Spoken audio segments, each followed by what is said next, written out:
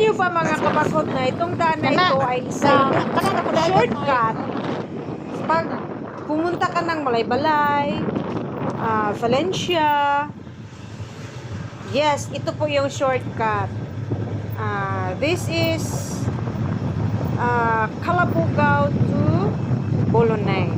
I think it only took 10 minutes if very sirit ang dagan.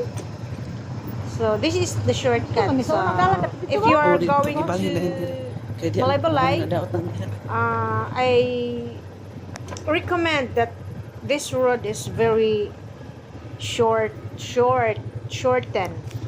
Kung gadali ka, so mao to mga kabaghot na diri ka mag-agi. So tanawagan ninyo ang mga nature. Tsada kayo siya, green ang kahoy. So it seems like virgin forest. Yeah. So before, the road was very slippery. But now, look at, yeah, nanay mga grabas. So dili na kayo siya hadlok, but kinahanglan jud gihapon nga mag-amping ka, maghinay-hinay. It's because sa unahan ana na ay tuk-tuk kaayo. So you need to very careful. Yeah.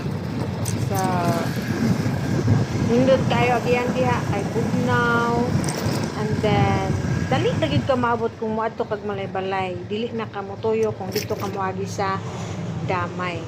So I recommend you guys. So, nag-stop over mi mga kabagot kay nagdiskarga kay grabe na Take kapakilid it yan. sure, but be sure nga. Nagdiskarga careful pa.